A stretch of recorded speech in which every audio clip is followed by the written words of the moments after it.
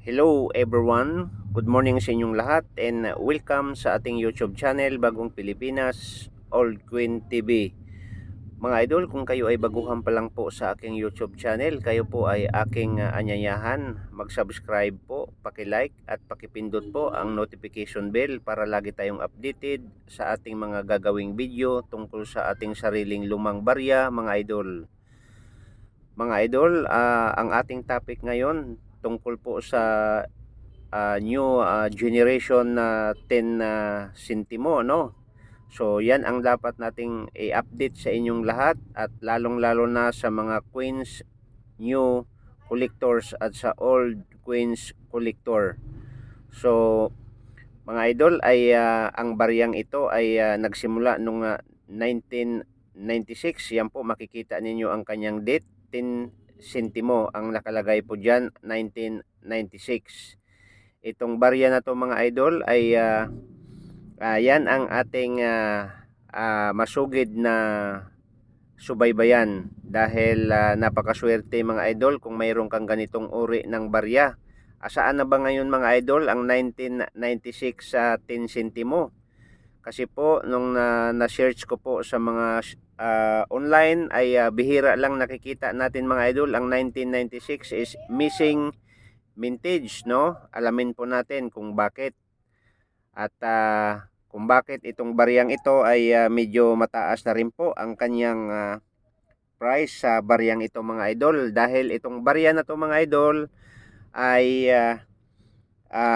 napaka-unique po, no? Kasi tingnan po natin sa mga iba't ibang mga nagyo-YouTube at sa iba pong mga Queens collector. So wala silang napansin mga idol sa 1996 na 10 centavos. So abangan ninyo anong kasunod, no? Pero bago ang lahat, no, sa lahat ng taga-subaybay sa aking YouTube channel, Bagong Pilipinas, Old Queen TV, thank you so much sa panonood ninyo at sa lahat ng mga Queens collector at sa lahat po ng mga taga-subaybay at mga new televiewers sa ating YouTube channel. Mga idol, baka mayroon kayong ganitong uri ng barya, no? Baka hindi pa natin alam yung 10 centavos 1996 ay error. Tandaan nyo mga idol, 1996 po na 10 centimos ay error po. Kung papasdan po ninyo, ang kanyang number ay 199. Ang problema lang po, ang kanyang number 6, kung i-compare mo sa mga kasabayan po nito na mga 1997, 1995 po, ay ang kanyang 6 ay pantay po. Pero ang itong 1996 po, ang kanyang number ay nakausli, no? Ayan po. Pagmasdan po natin yung kanyang 6, no? No, mataas po. Nasa ibabaw at medyo maliit po ang kanyang number at ang kanyang 1 at saka 99 malaki po. Kaya nga itong coins na to mga idol, kaya pala hindi ito nakikita sa halos karamihan ng mga YouTuber, ano. So dapat malaman po natin na ang 10 sentimo na 1996 ay ituring po nating error po itong baryang ito. Tandaan po natin, medyo mataas na po ang kanyang price. So sa makapanood nito, lalong-lalo na sa ating mga kababayan mga Pilipino, no? Kasi alam po natin itong 10 sentimos, walang halaga po sa atin ito dahil ginagamit lang po ito pang sukli ng mga pambili po natin. So alam ko po na itong mga baryang ito ay tinatapon po sa mga supot at isasama lang po sa mga basura. So ngayon po sa mga panood nito mga idol, simulan mo nang iligpit ang baryang ito, 1996 10 centimo error coins, no? Okay, so punta na tayo mga idol doon sa description po niya. Ang baryang ito mga idol ay 1996 Pilipinas 10 centimo coins error and issue Philippines, period the Republic of the Philippines 1946, year 1995 hanggang 2017 po. So value 10 centimos. Composition nito mga idol ay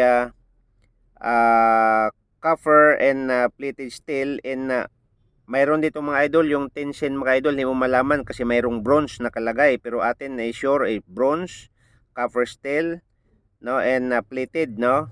So para pangkalahatan na mga idol, at ang kanyang timbang po 2.5 grams, at ang kanyang diameter po ay 17 mm. At mayroon namang isa nito mga idol ay in-adjust po niya ay 16.90 mm. So pare-pareho lang po yan, no? And thickness po 1.67 mm. So mga idol, ang bilihan po nito sa online, no, dahil wala po silang napansin na itong variant mga idol ay error. Okay, so nabibili po ito sa Philippines is 83,